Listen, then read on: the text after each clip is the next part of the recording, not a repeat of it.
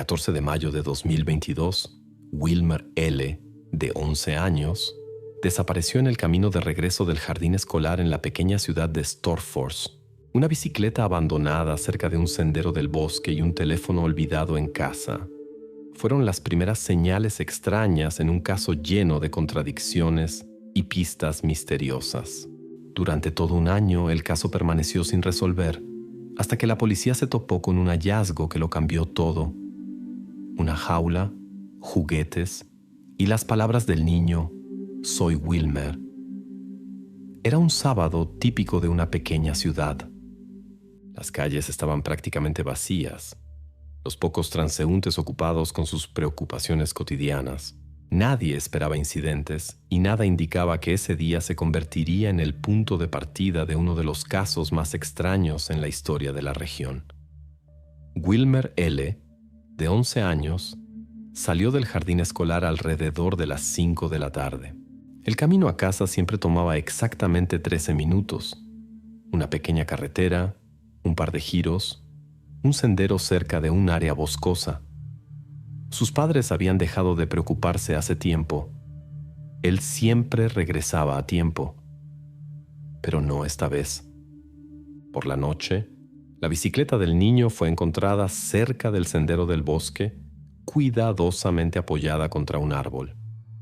No había señales de lucha, objetos esparcidos o indicios de una salida apresurada. La bicicleta estaba colocada como si Wilmer tuviera la intención de regresar en 1 minuto o 2, pero algo cambió bruscamente sus planes. El teléfono móvil se había quedado en casa cargándose, lo que imposibilitaba rastrear sus movimientos. La policía local llegó al lugar alrededor de las 8 de la noche. Ya habían pasado más de 3 horas desde la desaparición. En las primeras horas de búsqueda, se dio la alarma en toda la comunidad. Voluntarios, rescatistas y residentes locales acudieron rápidamente al lugar. Pero las horas pasaban sin resultados.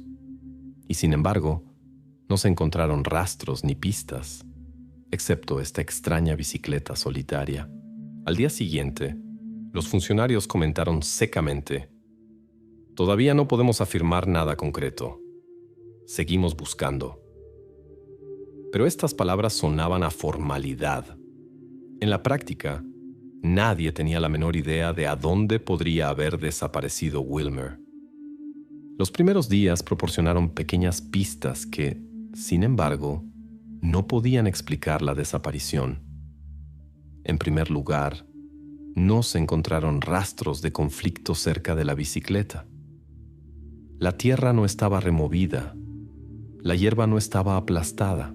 Los expertos señalaron que si algo había ocurrido repentinamente, se había hecho con tanto cuidado que no quedaba absolutamente ninguna evidencia física.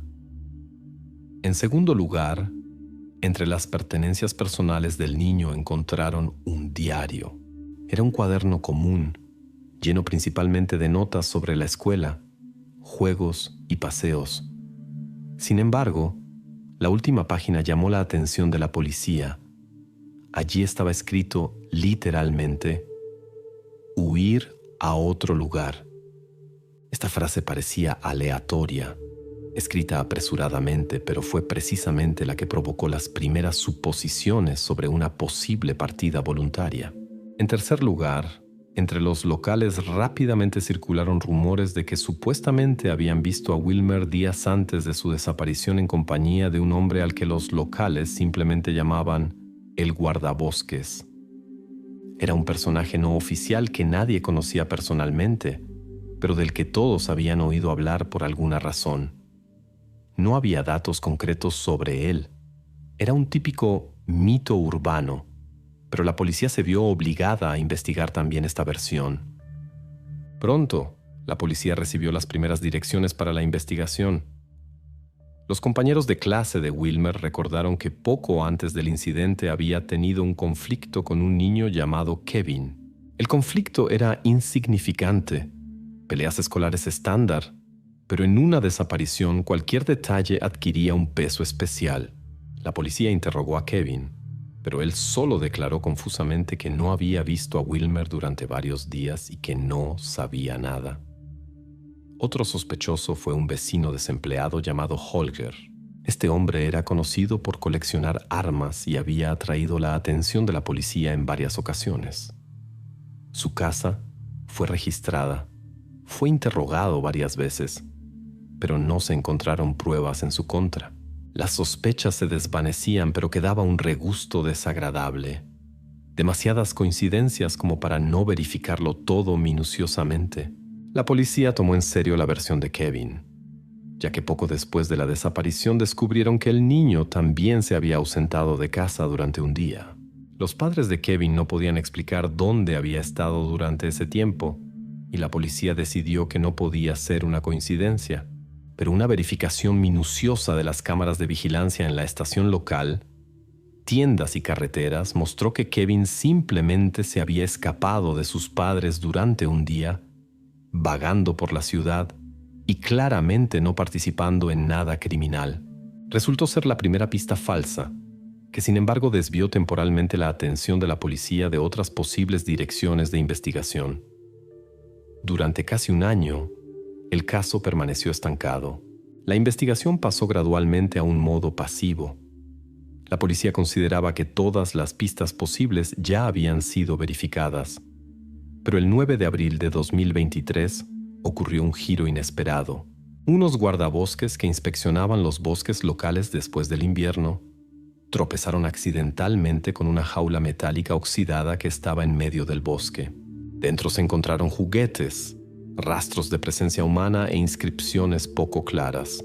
Esa misma noche, la policía recibió un aviso sobre un extraño hallazgo en una zanja junto a la carretera. Un niño demacrado, que apenas podía hablar, pronunció una sola frase: «Soy Wilmer». Estaba vivo, aunque nadie esperaba verlo de nuevo. Después de este incidente, el caso fue oficialmente recalificado como secuestro grave. Comenzaba una etapa completamente nueva de la investigación y la policía entendía. La respuesta principal aún estaba por venir. Había pasado casi un año desde el día en que los guardabosques encontraron la jaula en el bosque, y el niño, que se presentó como Wilmer, fue descubierto vivo en una zanja. La policía cambió el curso de la investigación, recalificándola como secuestro grave. En este momento aparece un nuevo personaje completamente inesperado. La investigación encuentra en una manta que estaba dentro de la jaula un rastro de ADN extraño que apunta claramente a Anders M., un trabajador solitario de 34 años. Hasta ese momento no había figurado en ninguna sospecha y no tenía conexión con la familia de Wilmer. Después de descubrir el rastro de ADN, la policía rápidamente se interesó por Anders. Las primeras verificaciones no se hicieron esperar y, para sorpresa de los investigadores, dieron resultados alentadores. En pocos días, obtuvieron acceso a extractos bancarios y grabaciones de cámaras de vigilancia de gasolineras. En mayo de 2022, pocos días antes de la desaparición de Wilmer, Anders M. realizaba compras que no dejaban dudas sobre su extrañeza. Primero adquirió una abrazadera metálica resistente, compró sedantes para perros en una farmacia y en una ferretería, bolsas especiales antiolor. Este conjunto de compras por sí solo parecía muy preocupante, y la investigación sintió por primera vez que había encontrado una pista real que podría llevarlos a la respuesta. Sin embargo, el motivo de Anders seguía siendo completamente poco claro. Era solitario, trabajaba irregularmente y se comunicaba poco con su entorno. Pero nada en su pasado indicaba una inclinación hacia crímenes de tal magnitud. Todo lo que tenía la policía eran extraños recibos y videos de cámaras en gasolineras que registraban sus compras. No surgieron explicaciones ni motivos. La policía inmediatamente llamó a Anders M. para un interrogatorio oficial. Su comportamiento era tranquilo, casi distante. A la pregunta directa del investigador sobre el propósito de adquirir la abrazadera metálica, respondió con voz uniforme y sin emociones: estaba reparando un cobertizo cerca de la casa. Necesitaba una fijación confiable para tablas rotas. Parecía lógico y no se podía discutir. Pero la policía no se apresuró a creerle y envió el objeto para un peritaje. El grupo de expertos de la policía llegó bastante rápido a una conclusión inesperada. La superficie de la abrazadera metálica tenía marcas distintivas de fricción, características de un uso prolongado como esposas o medio de restricción del osmos en movimiento de una persona. Esto contradecía la versión de Anders. Ahora sus palabras no solo parecían sospechosas, sino prácticamente mentirosas. Sin embargo, ante acusaciones directas, Anders simplemente repetía con calma: «No hice nada. Estaba reparando un cobertizo». No negaba los hechos de la compra. Solo afirmaba que estaban relacionados con necesidades domésticas. Durante todo el interrogatorio, su calma sorprendía incluso a los policías experimentados. Parecía que las pruebas contra Anders aumentaban cada hora. Pero inesperadamente apareció en la investigación un testigo que dio una imagen completamente diferente de los eventos. El vecino de Anders, un jubilado llamado Gustav, afirmaba que el día de la desaparición de Wilmer, el 14 de mayo de 2022, había visto a Anders en una ciudad completamente diferente. Supuestamente, Anders le estaba ayudando a trasladar muebles viejos de la casa de su hijo, que vivía a 20 kilómetros de Storfors. La policía comenzó a verificar este testimonio, aunque desde el principio sentían una discrepancia. En primer lugar, el vecino no podía recordar claramente la hora exacta del día en que supuestamente había visto a Anders. En segundo lugar, no se encontraron documentos o recibos que confirmaran el viaje de Anders a otra ciudad en el día indicado. Sin embargo, el testimonio del testigo creaba una grieta en la acusación y daba a los abogados de Anders terreno para la defensa. Sin embargo, la confianza de la defensa y la policía se volvió a tambalear cuando apareció en la investigación otro episodio inesperado. En una de las gasolineras, a 5 kilómetros del lugar donde Wilmer desapareció, una cámara de vigilancia registró un quad perteneciente a Anders M., precisamente el día de la desaparición del niño. En las imágenes de video se veía claramente cómo una persona, presuntamente Anders, repostaba combustible y compraba agua en la tienda de la estación.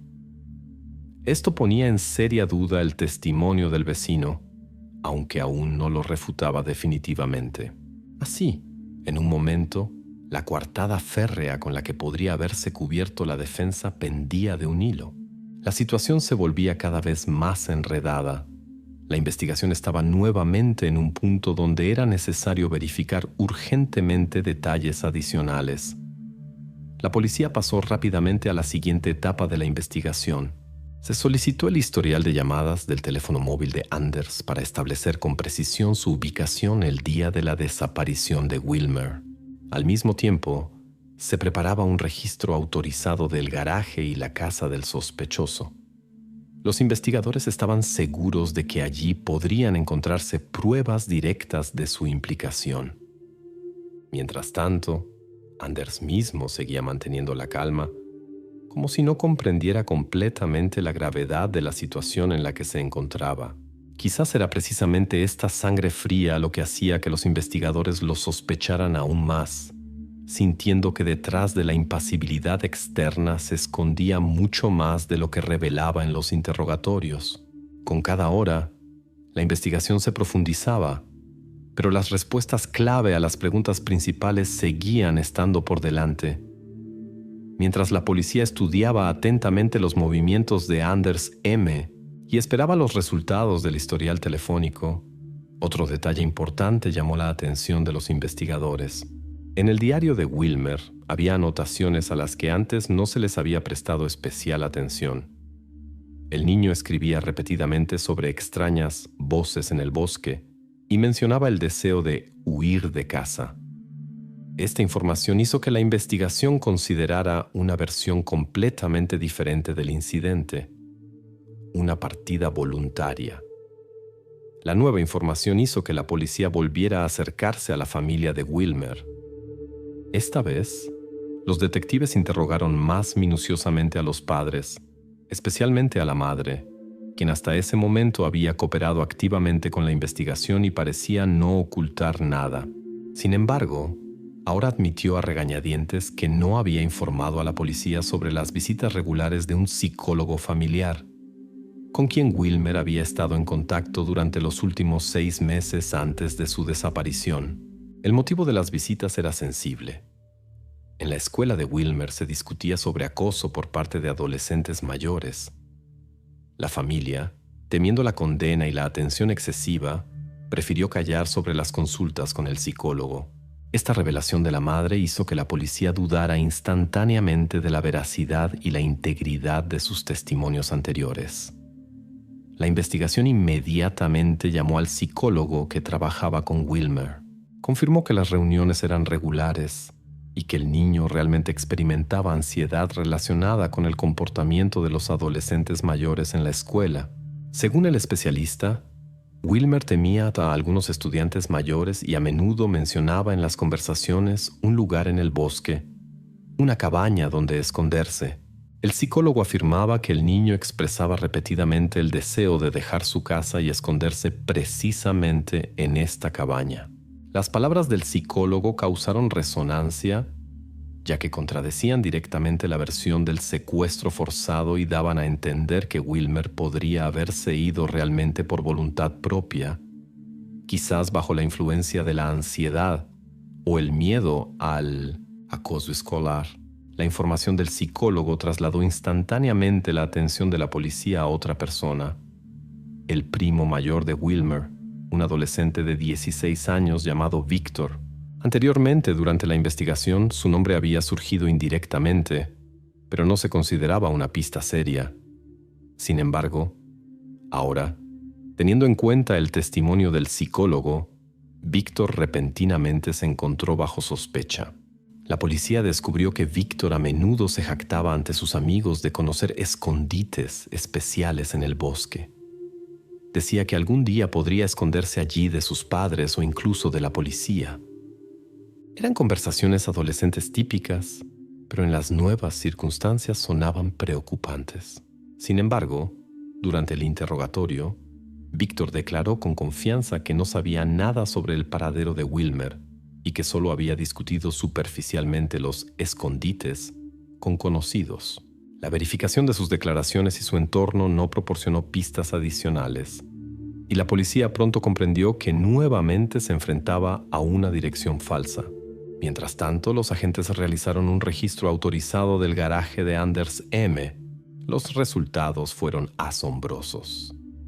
Entre los trastos domésticos comunes y herramientas de trabajo, la policía encontró un juguete pequeño, viejo y ligeramente desgastado. Un oso de peluche.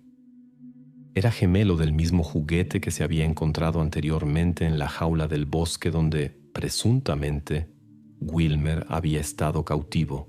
Además, según testimonios familiares, ni el hermano Víctor ni ningún conocido de Wilmer tenía acceso a este juguete y no podría haberlo llevado a Anders. Este hallazgo se convirtió en una señal poderosa, devolviendo la atención de la policía al principal sospechoso. Toda la versión de la partida voluntaria volvió a tambalearse, y los investigadores entendieron que necesitaban volver al principio y revisar toda la cadena de evidencias. El siguiente paso de la investigación era obvio. Ahora los investigadores decidieron comparar la logística de los movimientos de Anders con la ubicación de la jaula en el bosque. Para ello, revisaron nuevamente las grabaciones de video de las gasolineras y verificaron si el registro del quad del sospechoso coincidía con las rutas de posible movimiento del objeto sospechoso en el área forestal. La policía esperaba que precisamente esta comparación técnica se convirtiera en la clave para la resolución definitiva del caso. Todo apuntaba a una pronta revelación del misterio principal, aunque en el fondo del grupo de investigación crecía la preocupación. Cada nuevo hecho, cada nuevo hallazgo y testimonio de testigos no solo aclaraba, sino que también complicaba el panorama general del caso. Ahora, los investigadores necesitaban elegir en qué versión confiar más: la de una partida voluntaria, cuidadosamente planificada por un adolescente, o la de una intervención cruel de un extraño, cuyos motivos permanecían ocultos tras un impenetrable velo de incertidumbres y ambigüedades. La investigación se acercaba a su culminación, aunque todavía quedaba un largo camino por recorrer para comprender completamente la historia y los verdaderos motivos. Mientras los investigadores comparaban cuidadosamente las rutas de Anders M. con las grabaciones de video de las gasolineras e intentaban desentrañar la historia del juguete, la investigación dio un nuevo giro inesperado. Un guardabosques veterano, examinando un aserradero abandonado hace mucho tiempo a 10 kilómetros del lugar donde se descubrió la jaula, tropezó accidentalmente con un extraño diario en el que estaban anotadas fechas, litros de combustible y números sospechosamente familiares para la investigación. Este hallazgo podía cambiar completamente el panorama del caso. Los expertos de la policía rápidamente confiscaron el diario y comenzaron a comparar las anotaciones con los recibos y materiales de video obtenidos de las gasolineras. Pronto quedó claro que las fechas y cantidades de combustible indicadas en el diario coincidían completamente con las visitas previamente registradas de Anders a las gasolineras. Pero lo más extraño era otra cosa. En los márgenes del diario, alguien había escrito cuidadosamente con lápiz notas incomprensibles, entre las cuales destacaba especialmente la abreviatura B.820. La policía rápidamente entendió que este diario no podía haber aparecido por casualidad y que alguien claramente estaba siguiendo el curso de la investigación. La policía decidió enviar las anotaciones para un peritaje adicional para descifrar el código misterioso. Después de varios días, los expertos presentaron dos posibles interpretaciones de la misteriosa designación B.820. El primer experto insistía en que se trataba de un marcado personal del equipo de Anders M., el número de serie de su quad, que había sido visto en las cámaras de video. En tal caso, el diario representaba una indicación directa de que Anders registraba conscientemente sus viajes al bosque. Esto reforzaba la sospecha de que intentaba borrar cuidadosamente sus huellas y controlar cada una de sus acciones, permaneciendo invisible para la policía. El segundo experto, especialista en lingüística criminal, propuso una interpretación completamente diferente. Según su versión, B.820 podría ser el número de un recorte de periódico o alguna designación de archivo, indicando la fuente de información utilizada por el autor del diario. Esta hipótesis sugería la existencia de una segunda persona, rastreando o incluso influyendo en el curso de la investigación. Cada una de las versiones sonaba plausible, y los investigadores se vieron obligados a trabajar ambas hipótesis en paralelo. El grupo de investigación decidió verificar la segunda hipótesis y temporalmente cambió su atención a la búsqueda del supuesto segundo secuestrador. La sospecha recayó inmediatamente en los antiguos empleados del viejo aserradero donde se encontró el diario. Durante una semana, la policía interrogó metódicamente a cada trabajador que alguna vez había tenido relación con este lugar. Fue un trabajo meticuloso. Se gastaron muchas horas verificando coartadas y estudiando las conexiones personales de cada interrogado. Sin embargo, pronto quedó claro que la investigación había llegado a un callejón sin salida. La mayoría de los antiguos empleados o bien se habían mudado hace tiempo, o bien no habían estado en estos lugares durante varios años. Una verificación minuciosa no dio ni una sola pista que pudiera indicar la implicación de alguno de ellos en el caso. La versión del segundo secuestrador comenzó a perder su relevancia. Decepcionados por la falta de progreso respecto al segundo sospechoso, los policías volvieron al diario. La investigación ordenó un peritaje adicional, esta vez químico, para verificar la tinta con la que se habían hecho las misteriosas marcas en los márgenes. Los resultados del análisis confirmaron nuevamente los temores más desagradables. Las anotaciones se habían hecho exactamente con el mismo marcador que habían encontrado anteriormente en el garaje de Anders M. Ahora quedaba claro. La hipótesis del segundo secuestrador era solo una maniobra de distracción, posiblemente una coincidencia accidental. Todas las pistas volvían a Anders. Los policías entendieron que las misteriosas anotaciones en el diario eran otra evidencia de su participación en el caso, y los intentos de confundir la investigación parecían cada vez más evidentes e infructuosos. La investigación alcanzó un punto crítico. Habiendo obtenido datos exhaustivos sobre la tinta y la coincidencia de los marcadores, la fiscalía estaba lista para dar el siguiente paso. El fiscal solicitó oficialmente una orden de arresto para Anders M. Inmediatamente después, la pericia médico-legal debía completar el análisis del estado de Wilmer para establecer definitivamente los detalles y la naturaleza de lo que le había sucedido. La investigación, que parecía confusa y llena de direcciones falsas, gradualmente se reunía en una única línea clara de acusación. Los detalles de la detención, los motivos y otras circunstancias sustanciales permanecían desconocidos para el público en general, pero el grupo de investigación ya entendía claramente hacia dónde apuntaban todos los hechos y pruebas. Todo se acercaba al final, aunque muchas preguntas seguían sin respuesta para quienes observaban la historia desde fuera. Pero precisamente en estos últimos días, cuando los peritajes y los procedimientos burocráticos alcanzaban su culminación, se volvía evidente que pronto habría muchos menos enigmas y las respuestas serían mucho más claras y definitivas. En la mañana del 15 de junio de 2023, la Fiscalía finalmente obtuvo una orden de arresto para Anders M. Fue detenido justo a las puertas de su propia casa. No ofreció resistencia, solo repetía en voz baja que no era culpable de nada. Pero pronto todas las dudas de la investigación se disiparon definitivamente.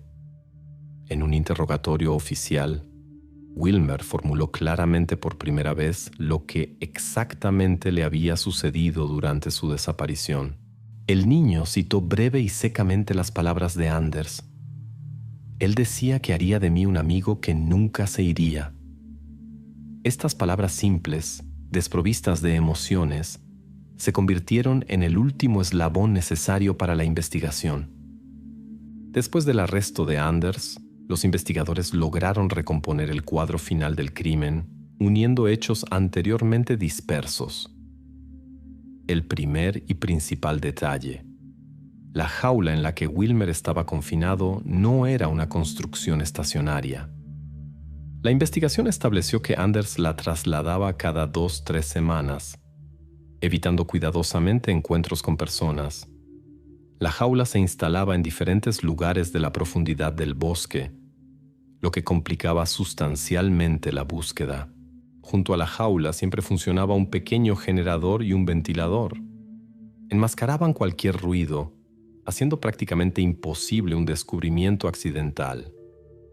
Los investigadores durante mucho tiempo no podían entender por qué Wilmer no intentaba emitir señales sonoras sobre su ubicación. Pero la respuesta a esta pregunta era simple y cruel a la vez. Anders había enseñado al niño un silencio aprendido, utilizando presión psicológica y control, haciendo creer a su prisionero que cualquier violación de las reglas terminaría trágicamente. Precisamente esto explicaba el silencio absoluto que rodeaba la desaparición durante todo el año. El diario de repostajes encontrado en el aserradero resultó ser una pieza de evidencia material crucial, ya que Anders lo utilizaba para un control minucioso de la logística. Cada litro de combustible, cada parada estaban anotados para no dejar rastros innecesarios en recibos comunes y extractos bancarios. Los números y fechas coincidían perfectamente con los repostajes del quad, que utilizaba regularmente para trasladar la jaula. El peritaje de marcadores y tintas confirmó definitivamente la autoría de Anders en la gestión del diario y sus anotaciones en los márgenes. No quedaban dudas sobre otras pruebas. Rastros de ADN en la manta de la jaula, recibos de sedantes y bolsas antiolor, grabaciones de video de cámaras de vigilancia. Todo esto formaba una cadena continua de pruebas que no dejaba dudas sobre su culpabilidad. Consciente de la desesperanza de la situación, Anders cambió repentinamente su táctica de defensa. En un interrogatorio posterior, de repente estalló y comenzó a exigir agresivamente una evaluación psiquiátrica, tratando de probar su enajenación mental. Incluso intentó romper el protocolo del interrogatorio, pero rápidamente lo controlaron. Este breve estallido de agresividad no impresionó al tribunal. El peritaje psiquiátrico judicial designado llegó a una conclusión inequívoca. Anders era plenamente consciente de sus acciones y podía responder por ellas ante la ley. Así, su intento de eludir la responsabilidad a través de la psiquiatría no dio ningún resultado. Por el contrario, el comportamiento agresivo del acusado solo reforzó la confianza del tribunal en la necesidad de un castigo severo. El juicio tuvo lugar en otoño de 2023. En presencia de los padres de Wilmer, investigadores y público, Anders M. fue condenado a 18 años de prisión en una colonia de régimen estricto sin derecho a libertad condicional. El juez pronunció la sentencia con calma y lacónicamente, sin dar ninguna evaluación de los motivos y sin intentar influir moralmente en los presentes. Terminó con palabras que resonaron largamente como eco en la sala del tribunal. Los hechos no dejan lugar a dudas. La sentencia es definitiva y no está sujeta a apelación. Después de anunciar la sentencia, la policía desmanteló la jaula, que durante un año había sido la principal evidencia material del caso. El último cuadro de la filmación documental era simple y frío. La cámara se acercaba lentamente a la reja oxidada, tras la cual nunca más habría nadie. Sin epílogo, sin comentarios sobre el estado psicológico de la víctima, solo vacío, óxido y un silencio pesado y viscoso. Es precisamente con esta imagen, la jaula convertida en testigo mudo de uno de los crímenes más misteriosos y crueles de los últimos años, que se concluye la historia, dejando a los espectadores a solas con los hechos, documentos secos y el punto frío y final de la sentencia judicial. En un día despejado, una joven decidió ir con su bicicleta nueva al parque local y luego desapareció inesperadamente sin dejar rastro. Este incidente provocó inmediatamente una amplia resonancia entre los habitantes del pequeño pueblo, ya que eventos similares habían ocurrido anteriormente en esta zona. Durante 3 décadas se buscaron respuestas, y solo recientemente se pudo arrojar luz sobre este profundo misterio que sorprendió a todos los que siguieron los acontecimientos. Los resultados de la búsqueda fueron un verdadero descubrimiento y llevaron a una reevaluación de muchos hechos. Jennifer Bastian nació el 15 de abril de 1973 en Chicago. Creció rodeada del amor y cuidado de sus padres y una hermana mayor, con quien mantenía una relación cálida y amistosa. Más tarde, la familia se mudó a Tacoma, cerca de Seattle. Desde temprana edad, Jennifer mostró una participación activa e interés en varios deportes, incluidos el fútbol y la gimnasia, y se esforzaba por lograr resultados sobresalientes en cada una de estas disciplinas. También poseía talento musical y a menudo tocaba el piano. Su pasión por los logros deportivos siempre contó con el apoyo de sus padres. Para uno de sus cumpleaños, su padre le hizo un regalo especial: una bicicleta nueva. Jennifer inmediatamente sintió el deseo no solo de recorrer las calles de la ciudad con ella, sino también de alcanzar ciertas alturas en el ciclismo. Cuando se enteró de la próxima gran carrera de bicicletas en la isla de San Juan, cerca de la frontera con Canadá, la joven deportista decidió poner a prueba sus fuerzas e inscribirse para participar. Era consciente de que se enfrentaría a verdaderos profesionales de este deporte, lo que la motivó a entrenar intensamente. Durante las vacaciones dedicó todo su tiempo a la preparación, recorriendo más de 10 kilómetros diarios en bicicleta. Su amiga también expresó el deseo de participar en la competencia, por lo que se convirtieron en compañeras constantes de entrenamiento. Como vivía cerca de un gran parque donde se había establecido una pista circular de unos 8 kilómetros, este lugar se convirtió en su principal arena de entrenamiento. En una mañana de verano, el 4 de agosto de 1986, el día de Jennifer comenzó en casa en compañía de su madre. Después del almuerzo, Cuando su madre partió para el turno de noche, la joven planeaba ir al parque con su amiga. Sin embargo, en el último momento, los planes de su amiga cambiaron y no pudo acompañarla. Aún así, Jennifer decidió no renunciar al entrenamiento y, después de hablar con su padre, quien dio su consentimiento, se dirigió sola al parque.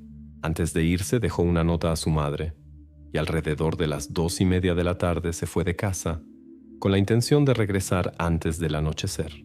Por la noche, poco antes de las 8:30, cuando el padre llegó a casa, su hija no estaba, lo que lo sorprendió completamente. Registró minuciosamente todas las habitaciones y también miró afuera, con la esperanza de encontrarla jugando o andando en bicicleta en el garaje, pero la joven no estaba en ninguna parte. Sin dudar, contactó a su esposa, quien regresó inmediatamente a casa y juntos reportaron el incidente a la policía. Los agentes del orden comenzaron inmediatamente la búsqueda de Jennifer, organizando una operación a gran escala en el parque, que era extenso y en su mayoría boscoso. La oscuridad que caía dificultaba la búsqueda y presentaba grandes desafíos para los policías y los voluntarios que habían venido a ayudar. Concentrándose en un tramo de 8 kilómetros de la carretera que se creía que Jennifer había utilizado, muchos voluntarios de la comunidad, conocidos por su amabilidad y disposición para ayudar, se unieron a la búsqueda. La policía también realizó interrogatorios entre los visitantes del parque, pidiendo a todos los que pudieran haber visto a la joven que se presentaran. Pronto se encontraron los primeros testigos. 3 jóvenes de su escuela que la habían visto alrededor de las 2 de la tarde circulando por la pista. También notaron a un hombre en bicicleta cerca de ella y proporcionaron una descripción de él. Como el parque era un lugar de recreación popular para los residentes de Tacoma, donde muchas personas andaban en bicicleta y hacían jogging, la policía decidió ser cautelosa con las conclusiones sobre la participación de este hombre en la desaparición de la joven y continuó con la búsqueda e investigación minuciosas. Alrededor de las 3 de la tarde, cuando el sol aún estaba alto en el cielo, 2 transeúntes notaron a Jennifer detenerse al lado de la carretera para beber un sorbo de agua. Entablaron una breve conversación durante la cual la joven compartió sus esperanzas de éxito en las próximas competiciones de ciclismo. A pesar de todos los esfuerzos, la búsqueda de Jennifer continuó hasta la noche, pero sin resultados. Cerca de las 11 de la noche, la policía aconsejó a la madre de Jennifer que se quedara en casa en caso de que su hija regresara por su cuenta. También trajeron perros de búsqueda con la esperanza de rastrear a la joven mediante sus objetos personales. Los policías y sus perros peinaron el parque hasta altas horas de la noche, pero sin éxito. Finalmente, se decidió cerrar el parque durante 3 días para poder continuar la búsqueda sin interrupciones. Con cada día que pasaba, más y más voluntarios se unían a la policía, lo que aumentaba considerablemente el apoyo y la disposición de ayuda de la población local. La desaparición de Jennifer causó inquietud y seria preocupación en el público, especialmente después de que unos meses antes hubiera ocurrido un incidente en un parque vecino que hizo que muchos reflexionaran sobre la seguridad en su área. En una cálida tarde del 26 de marzo, 5 meses antes de la desaparición de Jennifer, Micaela Welch y sus hermanas menores decidieron pasar el día en el parque. Planeaban ir a clases de música después, pero aún tenían suficiente tiempo. Micaela, siempre dispuesta a asumir responsabilidades, llamó a su madre al trabajo y obtuvo permiso para la excursión. Siempre cuidaba de sus hermanas mientras su madre trabajaba. Después de recibir el visto bueno de su madre, las hermanas se dirigieron alegremente al parque. Micaela y una de sus hermanas preferían ir en bicicleta, mientras que la más pequeña iba en su patineta. Al llegar al parque, se dieron cuenta de que habían olvidado los refrigerios que podrían haberlas fortalecido antes de la clase de música. Micaela sugirió volver rápidamente a casa para buscar comida, mientras sus hermanas se quedaban en el parque infantil. El parque estaba lleno de otros niños y sus padres, por lo que la hermana mayor no se preocupó por su seguridad, ya que su hogar estaba a solo unos minutos de distancia. Mientras Micaela estaba en camino, sus hermanas decidieron visitar la cafetería frente al parque para usar el baño. Cuando regresaron, encontraron la comida que Micaela había traído y su bicicleta junto a la mesa. La policía comenzó una investigación exhaustiva del área del parque con la esperanza de encontrar testigos del incidente. Se encontraron con la historia de un joven que afirmaba haber visto a una persona inusual debajo del puente cerca del parque, observando a Micaela y sus hermanas. Este adolescente dio a los investigadores una descripción aproximada del observador, sobre cuya base se creó un retrato robot. Otro testigo, un empleado de la escuela local que pasaba casualmente, afirmó haber visto a la joven conversando con otro hombre, cuya descripción no coincidía con la primera. Esto llevó a la conclusión de que los testigos podrían haber visto a personas diferentes. La búsqueda en el parque continuó hasta bien entrada la noche, y alrededor de la medianoche la policía logró descubrir evidencias importantes en una parte remota del parque, en un pozo donde normalmente se encendía una fogata. Con el tiempo, los profesionales médicos pudieron determinar detalles sobre el ADN que posiblemente pertenecían al responsable. Sin embargo, como los eventos ocurrieron en el año 1986, las tecnologías aún no estaban tan desarrolladas como para que existiera una base de datos de ADN. Además, los especialistas ni siquiera tenían la posibilidad de analizar adecuadamente la muestra de ADN encontrada, lo que les obligó a conservar la prueba para el futuro. A pesar de muchas pistas de la población, ninguna condujo a la resolución del incidente. Algún tiempo después del primer incidente, una persona contactó a los investigadores afirmando haber visto a alguien muy similar a la persona del retrato robot, pero ya en un parque vecino. Esto dio a las fuerzas del orden motivos para sospechar que el responsable podría haber cambiado su área de operación en busca de una nueva oportunidad. Poco después de esta información, se supo que Jennifer había desaparecido en el mismo parque donde se había visto al sospechoso. Había similitudes notables entre los dos casos. Las jóvenes eran similares en edad. Estaban en bicicletas en parques que estaban a menos de 6 kilómetros de distancia. Los investigadores, junto con los familiares de Jennifer, no perdieron la esperanza de que pudiera tratarse simplemente de una desafortunada coincidencia y que la joven sería encontrada. Pero con cada día que pasaba, la fe en un final feliz disminuía. Los investigadores estaban casi seguros de que el caso de Jennifer era similar al de Micaela y continuaron buscándola en el parque. Algunos días después, la madre de Micaela visitó la casa de los padres de Jennifer para expresar su apoyo y solidaridad. Este gesto fue interpretado de diferentes maneras. La madre de Jennifer se negaba a aceptar que algo grave pudiera haberle ocurrido a su hija, y por lo tanto no se veía en una situación similar a la de la madre de Micaela. La familia de Jennifer también buscó el apoyo del público, e incluso su hermana pidió a todos los que pudieran que participaran en la búsqueda de Jennifer. Estos llamados provocaron una ola de reacciones entre los ciudadanos. Muchos querían participar en las operaciones de búsqueda, mientras que otros proporcionaban a los investigadores cualquier información que pudiera ayudar en la investigación.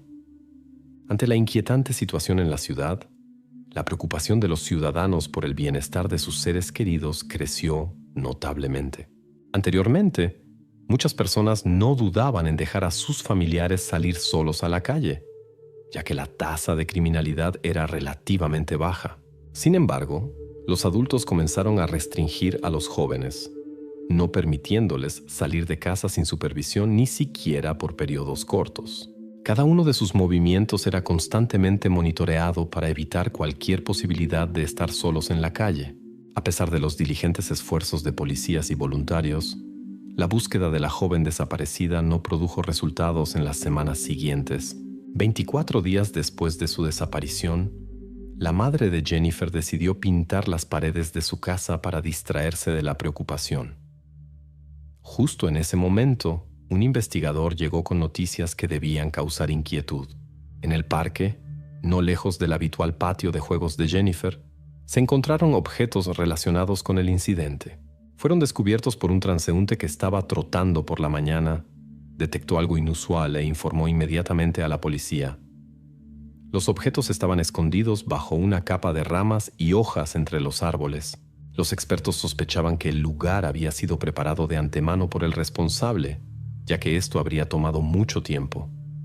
A pocos metros de distancia se encontró la bicicleta de la joven, también cuidadosamente oculta con ramas. Según la evaluación de la policía, las circunstancias del caso eran casi idénticas a la anterior. con la diferencia de que esta vez no se encontraron huellas que pudieran arrojar luz sobre la identidad del responsable. Después de encontrar evidencias relacionadas con Jennifer, los oficiales de policía estaban más seguros de que estaban lidiando con los actos de un solo individuo, aunque no había pruebas concretas y el valor de los análisis de ADN en ese momento era mínimo. Los investigadores pusieron todo de su parte para encontrar a esta persona, sabiendo que podría comenzar una nueva serie de actos ilegales en cualquier momento, e intentaron prevenir posibles incidentes. Decidieron revisar archivos de casos similares y pronto se fijaron en uno. En el año 1970, una joven desapareció, y 3 meses después se encontraron objetos relacionados con su desaparición en el área del bosque. Una investigación detallada de este caso condujo a David Fisher, un empleado de tienda de mascotas de 29 años, a quien la joven visitaba a menudo debido a su amor por los animales. Él aprovechó su interés, hablándole de monos que pronto llegarían y que él debía entrenar. Fisher ofreció a la joven ayudarlo con esta tarea, lo que ella, sin sospechar, aceptó. Fisher actuó de manera deshonesta y borró sus huellas en el bosque. Después de 3 años en prisión, Fisher logró ser transferido a una instalación con condiciones más suaves debido a su comportamiento impecable, que se parecía más a una granja, donde los residentes vivían sin restricciones estrictas. Debido a la ausencia de supervisión estricta, Fisher decidió abandonar este lugar, ya que no había barreras. Desde su desaparición, las fuerzas del orden no pudieron determinar su paradero. Ante los recientes incidentes desagradables con Michaela y Jennifer, el interés en Fisher aumentó, ya que las circunstancias eran sorprendentemente similares. Los psicólogos que habían trabajado con Fisher coincidieron en que podría volver a su comportamiento anterior. Sin embargo, durante 16 años no se encontró rastro de él, y los investigadores no lograron encontrarlo. Muchos creían que Fisher había abandonado hace tiempo el área de Tacoma y no se atrevería a regresar para cometer más actos. Las investigaciones sobre estos 2 casos se estancaron. La policía verificó miles de posibles pistas y muchas otras personas por su participación, pero sin éxito. Años después, cuando el análisis de ADN se volvió rutinario, se realizó una verificación de las muestras en las bases de datos, pero no se encontraron coincidencias. Hasta el año 2011, en el Departamento de Policía de Tacoma no había una división especializada que se ocupara de casos no resueltos. Con la creación de tal división, se encargó a un investigador experimentado formar un equipo. Durante el proceso de selección, su atención se centró en Lindsay Wade, quien había demostrado un excelente desempeño durante muchos años. Fue invitada a unirse al equipo para resolver los casos no resueltos, y ella aceptó sin dudarlo. Lindsay compartió que las historias sobre 2 coetáneas, Jennifer y Michelle, tuvieron un enorme impacto en su vida, ya que vivía en la misma área en su infancia y tenía su edad. Estos eventos quedaron grabados para siempre en su memoria y fueron una de las razones de su decisión de ingresar al servicio policial. Su tarea principal era descubrir qué había sucedido hace muchos años. 27 años después del inicio de su carrera, Lindsay abordó estos casos particularmente importantes con total dedicación y dedicó todo su tiempo a trabajar en ellos. Lindsay, que siempre era minuciosa en sus investigaciones, no dejó sin considerar ningún lugar relacionado con el caso y estudió cuidadosamente todos los informes y pruebas. Su tarea era crear una lista de todos los hombres que estuvieran incluso indirectamente relacionados con las investigaciones. Finalmente, la lista incluía a todos los que fueron vistos en el parque el día del desagradable incidente, a quienes se acercaron a la policía con información, e incluso a criminales que vivían en el área de Tacoma. Este trabajo duró varios meses, y finalmente se encontró frente a una lista de 2,300 nombres.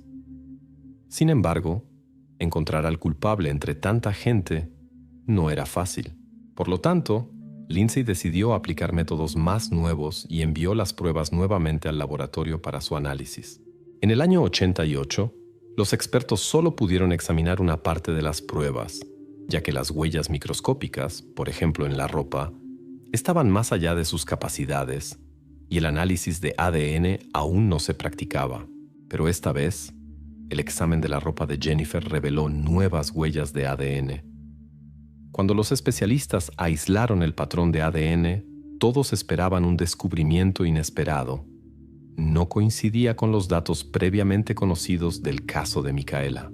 Este giro de los acontecimientos fue una sorpresa completa para los investigadores, que estaban convencidos de que la misma persona era responsable de todos los incidentes ocurridos. Sin embargo, las pruebas indicaban lo contrario. Ante el equipo de investigadores había una tarea difícil. Buscaban no a uno, sino a dos responsables. Al principio los datos del caso se introdujeron en la base de datos, pero no hubo coincidencias. Sin embargo, Lindsay no se dio por vencida y se acercó a Colin Fitzpatrick, una reconocida experta en el campo de la genealogía genética. Le pidió que utilizara sus conocimientos para ayudar en el caso. La genealogía genética permite identificar a una persona a través de su ADN utilizando extensas bases de datos de ADN a través de sus relaciones de parentesco. Este descubrimiento ofrece la posibilidad de encontrar incluso a los parientes más lejanos y estrechar gradualmente el círculo hasta el portador del ADN. Teóricamente, se podrían identificar miles de sus parientes, tras lo cual, cada uno se examina cuidadosamente para encontrar a la persona correcta. Colin proporcionó una lista de posibles parientes lejanos, pero eso apenas ayudó a los investigadores. Después de examinar a las personas sugeridas, los investigadores no pudieron avanzar en la captura de los responsables. Desafortunadamente, los expertos tampoco pudieron encontrar parientes más cercanos en las bases de datos disponibles. Además, Lindsay se acercó a una empresa especializada en crear retratos aproximados de personas basados en su información genética. Aunque los resultados de su trabajo no podían garantizar una precisión completa, a menudo lograban crear imágenes que realmente se parecían a las personas buscadas. Los retratos proporcionados a los investigadores fueron publicados para pedir ayuda al público en la identificación de estas personas. Muchas personas respondieron, pero desafortunadamente toda la información recibida solo llevó a los investigadores a callejones sin salida. Así, a pesar del uso de tecnologías de vanguardia y métodos de genealogía genética, la tarea seguía siendo inalcanzable. El trabajo en el caso continuó, con la esperanza de encontrar a los escurridizos responsables y lograr un avance. Después de analizar cuidadosamente la lista de 2.300 hombres, Lindsay decidió reducirla excluyendo a aquellos que parecían ser los participantes menos probables en los eventos. Finalmente, redujo la lista a 160 nombres y pensó en obtener muestras de ADN de cada uno de ellos. La tarea parecía extremadamente difícil, ya que habían pasado 30 años desde los eventos y muchas de estas personas se habían establecido en diferentes lugares. Comenzó un trabajo largo y monótono de los investigadores. Finalmente lograron su objetivo y cada uno de los candidatos proporcionó voluntariamente sus muestras. El siguiente paso fue el proceso de análisis, que resultó ser prolongado debido a la carga de trabajo del laboratorio con otros casos, y era imposible verificar las 160 muestras simultáneamente. Lindsay envió las muestras en pequeños lotes para análisis, lo que extendió el proceso durante todo un año. En 2018, poco antes de su jubilación, envió el último lote de 18 muestras. El caso fue transferido a un nuevo investigador que esperaba los resultados. 25 días después, el nuevo investigador la contactó para informarle que el ADN de una de las últimas 18 personas coincidía completamente. El responsable era Robert Kern, de 60 años, cuyo nombre era conocido por Lindsay, ya que Robert incluso había sido mencionado en los informes antes del incidente con Jennifer. Él había informado a la policía sobre una persona en el parque que se parecía a la persona de un retrato robot en el caso de Micaela, 2 meses antes de los eventos con Jennifer, y exactamente en ese parque ocurrió más tarde un incidente desagradable. Los investigadores se sorprendieron por este giro y no entendieron por qué Robert proporcionó información que resultó no ser del todo exacta. A pesar de la falta de una conexión directa con el caso Micaela, dirigió la investigación a otro parque, donde más tarde cometió actos ilícitos. Sin su pista, nunca habría aparecido en los informes policiales, y nadie le habría pedido muestras de ADN. Es interesante que Robert proporcionara sus datos biológicos para verificación por iniciativa propia, lo que finalmente ayudó a descubrir su conexión con el incidente. Nunca había entrado en conflicto con la ley antes de este incidente y tenía una reputación impecable desde 1986. Su hogar estaba en el mismo distrito que Jennifer y profesionalmente trabajaba en Boeing. Algún tiempo después del incidente, Robert formó una familia y nació una hija que requería cuidados constantes debido a sus necesidades de salud. Después del divorcio de su esposa, la hija se quedó con él. La familia se mudó a otro estado, donde Robert no encontró trabajo y se dedicó completamente al cuidado de la niña. Cuando los resultados del análisis de ADN coincidieron, los investigadores le prestaron atención y lo enviaron a Washington, lo que fue una completa sorpresa para todos los que lo conocían. Robert siempre fue considerado un padre intachable que dedicaba todo su tiempo a su hija. Incluso su ex-esposa notó que nunca mostró un comportamiento inusual y siempre fue extremadamente tranquilo. Sin embargo, su comportamiento cambió notablemente durante el interrogatorio. Se puso nervioso. Cuando no se le explicó por qué fue arrestado, preguntó: ¿Es por el análisis que presenté hace un año? No tengo nada que ver con el incidente. Esta declaración fue vista por los investigadores como una indicación indirecta de su participación. Aunque la evidencia ya era abrumadora debido a la coincidencia del ADN con las huellas encontradas en la ropa de Jennifer, para Robert fue extremadamente difícil encontrar una defensa durante el proceso, pero su reacción de declararse no culpable incluso antes del anuncio de los cargos dio que pensar. A pesar de todos sus esfuerzos para demostrar lo contrario, Robert finalmente aceptó la oferta de cooperar con las autoridades y admitió haber estado involucrado en el incidente. Compartió que estaba en el mismo sendero en el momento del incidente. Robert también intentó expresar su pesar a la familia de Jennifer. Sin embargo, sus palabras no encontraron oídos entre los familiares. Como resultado del acuerdo en enero de 2019, se le impuso una pena de 26 años y 6 meses de privación de libertad con posibilidad de libertad anticipada después de 20 años. Dada la edad de Robert, la probabilidad de que pudiera volver a una vida normal parecía escasa. Sin embargo, esto no significó el fin del trabajo para los investigadores. Durante 3 décadas, estaban convencidos de que detrás de los casos de Micaela y Jennifer estaba la misma persona. A pesar de las nuevas circunstancias, estaban decididos a continuar su búsqueda de la verdad en el caso Micaela, ya que estas historias estaban conectadas para ellos y representaban un interés común.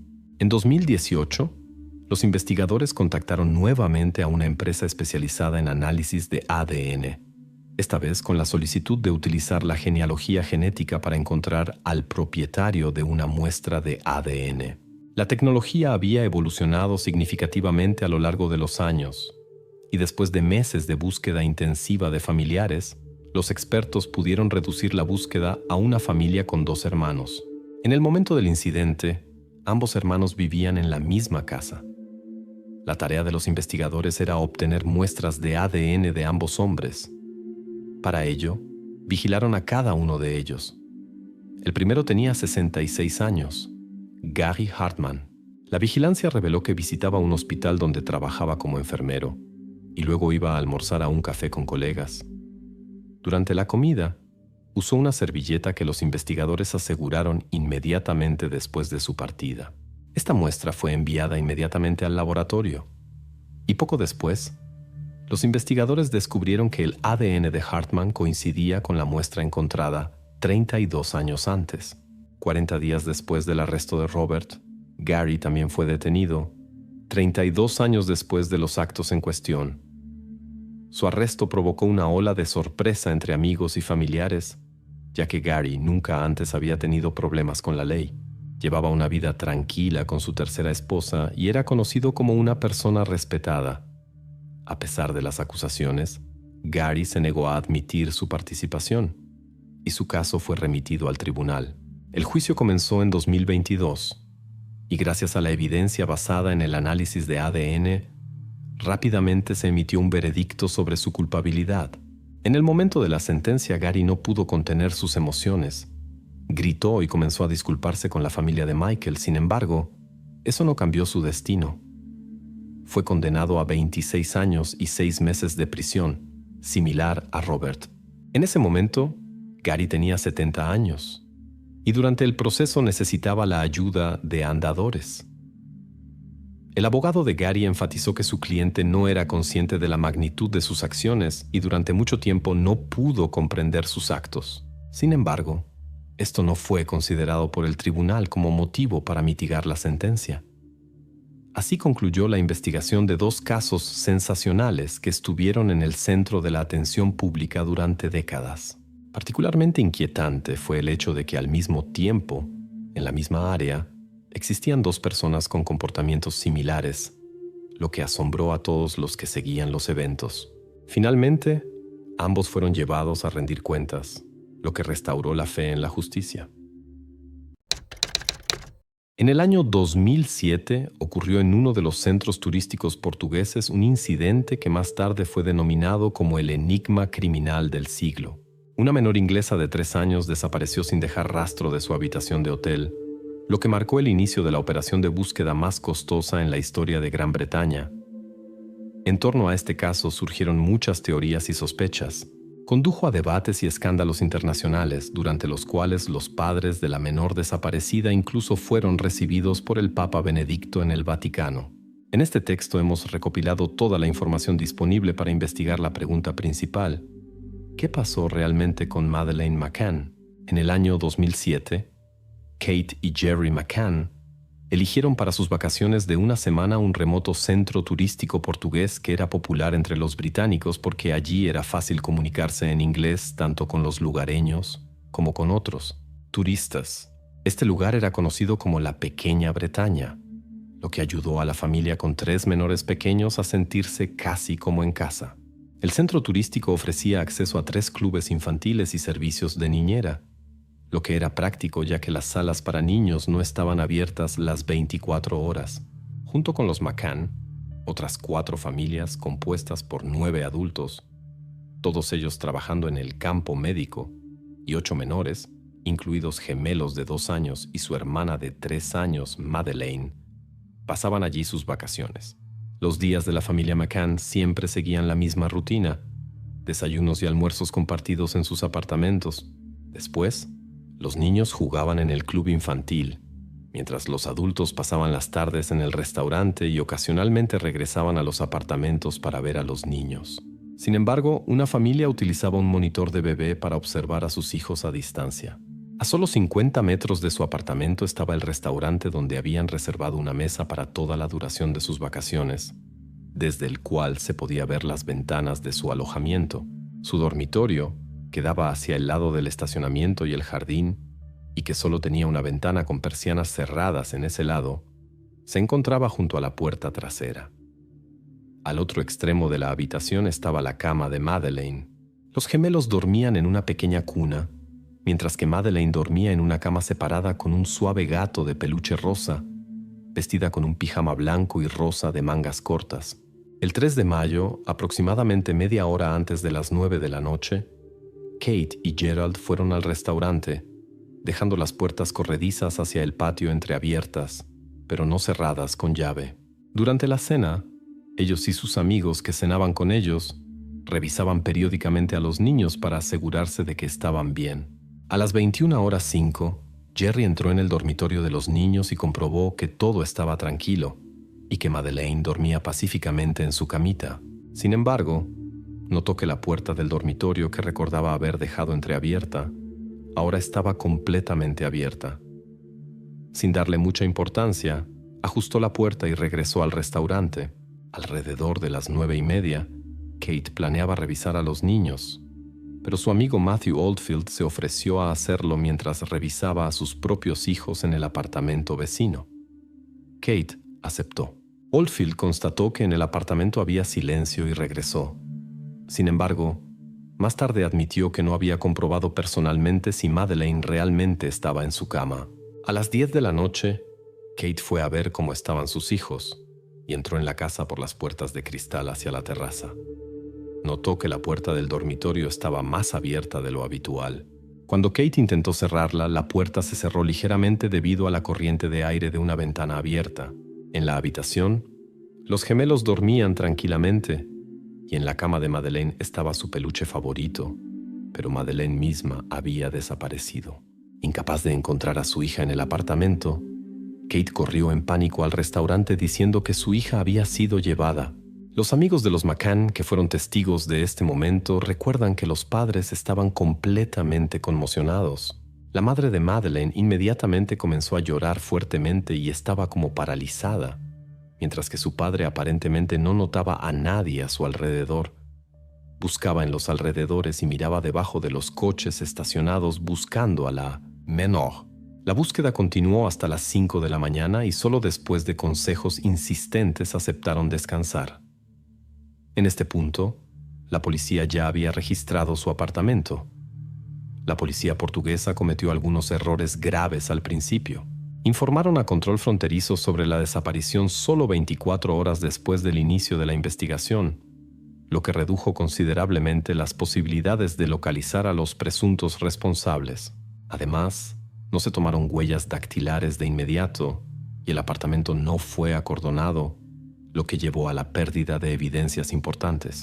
Solo media hora después de reportar la desaparición, comenzó una búsqueda a gran escala con decenas de personas, incluidos empleados del resort y huéspedes. Peinaron el área circundante con la esperanza de encontrar a Madeleine, quien posiblemente había salido a caminar en busca de algo interesante. Con el amanecer quedó claro que algo preocupante había sucedido. La policía portuguesa inició la investigación desde todos los ángulos. No solo interrogaron a empleados del restaurante local y amigos de la familia McCann, sino que también buscaron en las áreas adyacentes. En Inglaterra, amigos de la familia ya habían informado a los medios sobre la desaparición de la menor, con la esperanza de que esto motivara a los funcionarios portugueses a tomar medidas más efectivas. Sin embargo, este paso solo llevó a un comportamiento sesgado de la policía hacia los padres, ya que estaban convencidos de que demasiada atención mediática obstaculizaría la investigación y reduciría las posibilidades de encontrar a Madeleine. La situación se agravó cuando los padres comenzaron a criticar públicamente las acciones de la policía, acusándolos de inacción y falta de profesionalismo. 4 meses después de la desaparición de la menor, la policía portuguesa planteó por primera vez la teoría de que Kate y Jerry McCann, ambos médicos de profesión, podrían haber dado accidentalmente una sobredosis de somníferos a su hija, con la esperanza de que durmiera durante su ausencia. Se suponía que la menor no se recuperó de la dosis y los padres, temiendo las posibles consecuencias, decidieron ocultar lo ocurrido. Intentaron convencer a todos de que Madeleine había sido llevada y después ocultaron los indicios del incidente. Las sospechas se intensificaron por el comportamiento de 2 perros de servicio.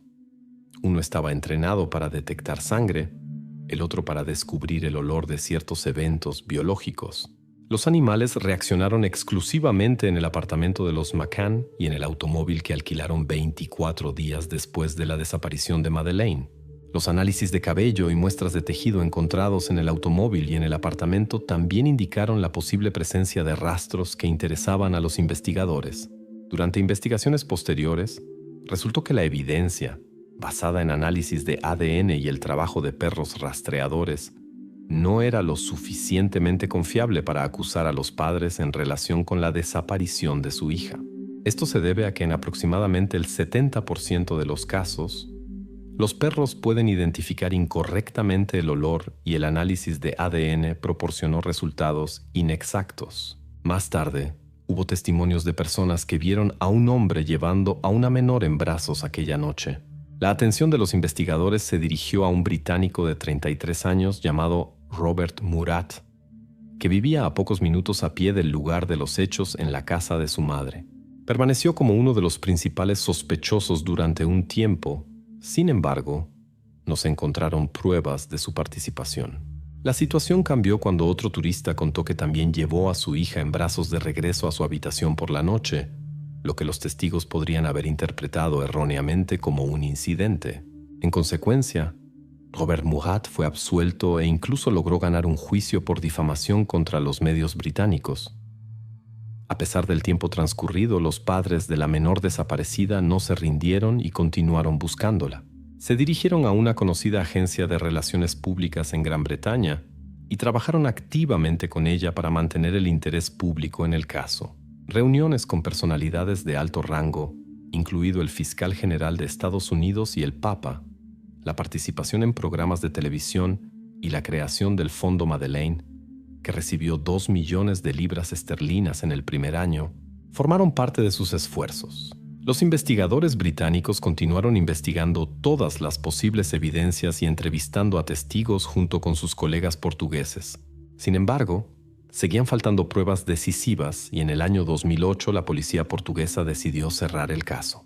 Pero en el año 2011, la ministra del Interior británica Theresa May inició una nueva investigación bajo el nombre en código Operación Grange. En el centro de la compleja investigación, dirigida por destacados investigadores de Gran Bretaña, estaba el misterio sobre la desaparición de Madeleine McCann.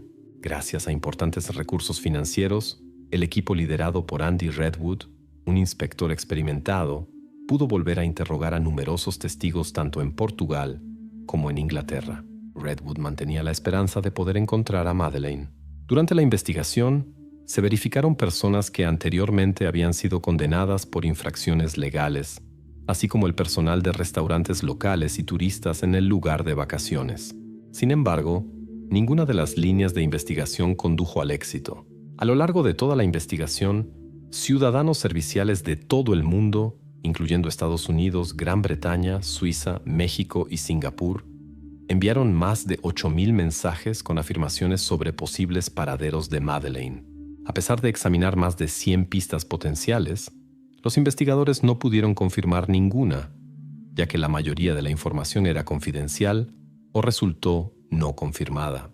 Gonzalo Amaral, quien dirigió la investigación original sobre la desaparición de Madeleine McCann, según la versión de la policía portuguesa, defendió durante mucho tiempo la teoría de que sus familiares eran responsables del suceso, a pesar de las repetidas negativas de Scotland Yard. En julio de 2008, Amaral publicó un libro y un documental titulado La verdad sobre la mentira, en los que exponía su convicción de que la familia McCann había inventado la desaparición de Madeleine para ocultar otro incidente. Amaral describió su trabajo como basado en pruebas oficiales, mientras que la familia de Madeleine lo criticó por ser absurdo y lleno de mentiras. Sin embargo, el libro tuvo mucho éxito en Portugal. Se convirtió en un bestseller y generó para el autor y la editorial aproximadamente más de $1 millón. Amaral daba entrevistas activamente en varios canales de televisión, continuaba sus declaraciones contra los padres respecto a la participación en la desaparición de Madeleine y afirmaba que la menor todavía estaba en algún lugar de Praia da Luz. En determinado momento se planteó la teoría de que Madeleine fue llevada por encargo de una familia adinerada, pero esta hipótesis fue considerada improbable por los investigadores. La desaparición de Madeleine ocurrió solo 9 días antes de su cumpleaños, a una edad en que las personas ya tienen un fuerte vínculo con su familia, y es improbable que acepten fácilmente a alguien extraño como nuevos familiares. En el caso de la desaparición, existía una teoría de que ella interrumpió involuntariamente los planes de personas con intenciones ilícitas. Según esta idea, los individuos entraron en su habitación, pero Madeleine se despertó, los vio y ellos decidieron actuar para evitar ser descubiertos. Sin embargo, ¿hay dudas sobre esta teoría? Si solo se trataba de evitar ser identificados, no está claro por qué deberían llevársela. También parece improbable que ella pudiera reconocer sus rostros en la oscuridad. Danny Collins, un periodista británico, cree que ella salió de la habitación por sí misma para buscar a su familia y luego se encontró con personas desconocidas.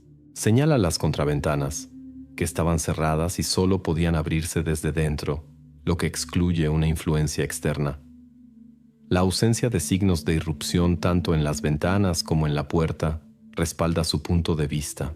Collins propuso una teoría según la cual un acceso no autorizado al apartamento era improbable.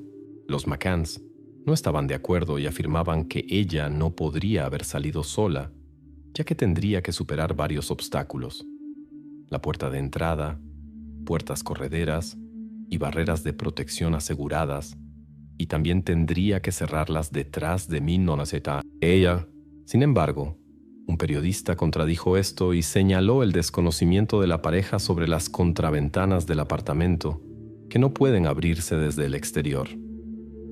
Al principio, la pareja dijo que las contraventanas estaban levantadas. Esto permite la posibilidad de que Madeleine haya abandonado la casa por su cuenta y se haya visto involucrada en un accidente. Cerca del apartamento de los McCanns, a una distancia de 180 metros, se estaban realizando obras en la calle, donde se había excavado una cavidad segura con una profundidad de 188 centímetros y un ancho de 120 centímetros en la que podría haber caído accidentalmente. La situación se agravó por el hecho de que al día siguiente se realizaron trabajos con maquinaria pesada y podrían haber pasado por alto a Madeleine. Sin embargo, el jefe del grupo de trabajo refutó esta teoría y explicó que las cavidades examinadas fueron cuidadosamente verificadas por sus empleados y la policía. En el centro de la investigación sobre la desaparición de Madeleine McCann estuvo una vez Clement Freud, un político y escritor británico, descendiente directo del famoso Sigmund Freud. Freud conocía a la familia McCann y poseía una propiedad en Praia da Luz. Sin embargo, falleció en el año 2009 y solo 7 años después de su muerte, varias mujeres presentaron acusaciones contra él. No obstante, no se encontraron pruebas de su participación en la desaparición de Madeleine, y esta teoría fue descartada. Hasta el año 2015, el número de investigadores que trabajaban en el caso se había reducido de 28 a 4. Hasta el año 2015, el gobierno británico había gastado más de 19 millones de dólares en la búsqueda, lo que provocó reacciones debido a los enormes gastos mientras las perspectivas disminuían. Muchos pensaban que ya no había esperanza de encontrar respuestas. Pero la historia ha demostrado que el destino puede tomar giros inesperados. En el año 2012, la investigación no solo atrajo la atención de los investigadores portugueses y británicos, sino también de los alemanes.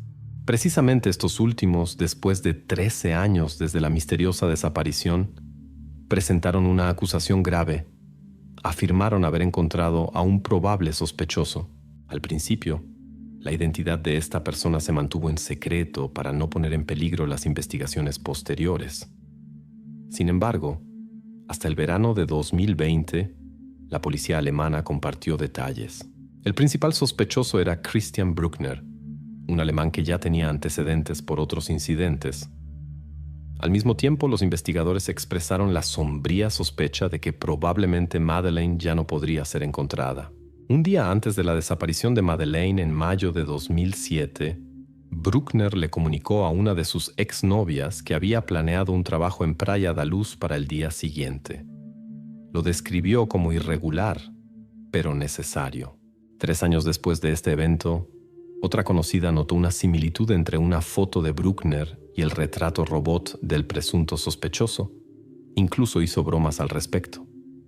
Sin embargo, Bruckner no respondió seriamente. Solo se encogió de hombros. El fiscal del Palatinado, Hans Christian Wolters, enfatizó que las investigaciones encontraron nueva información. El sospechoso había discutido sus intenciones en Internet y también había dejado allí otras huellas de sus actividades. Wolters está convencido de que Bruckner es responsable de estos actos y sospecha que podría no haber sido su único incidente de este tipo. Cuando Bruckner fue declarado principal sospechoso, ya estaba cumpliendo condena por un delito contra una mujer estadounidense de 72 años en Portugal. Los investigadores alemanes buscan a Madeleine, que está ilocalizable. Están examinando una posible conexión entre Bruckner y este caso. Durante las investigaciones, 2 propiedades pertenecientes al sospechoso fueron examinadas a fondo. Se hicieron descubrimientos significativos. En una de las propiedades se encontró una habitación oculta, sobre la cual los medios informaron rápidamente, denominándola habitación reservada. Los detalles exactos de lo que se encontró no se revelan, pero la policía considera este hallazgo como una prueba importante. En la otra propiedad se encontró una caja con videocasetes, cuyo contenido también permanece en secreto. Bruckner no mostró ninguna reacción a las acusaciones en el caso de Madeleine. Después de que su nombre se hiciera público, fue inmediatamente trasladado a una celda individual para protegerlo de otros presos. Existe la posibilidad de que haga una declaración, lo que podría aliviar la desgracia de la familia que lleva 14 años buscando respuestas. Incluso sin pruebas directas contra él, gran parte del equipo de investigación está convencido de su responsabilidad en la desaparición de Madeleine, lo que reavivó el interés público en el antiguo caso. Esto podría contribuir a reanudar el apoyo a la búsqueda, especialmente si Madeleine aún está viva. El 12 de mayo de 2021, Madeleine debería haber celebrado su cumpleaños. Sus padres siguen esperando su llegada y compran regalos para cada festividad, con la esperanza de que algún día vuelvan a estar juntos, aunque últimamente prestan más atención al resto de la familia.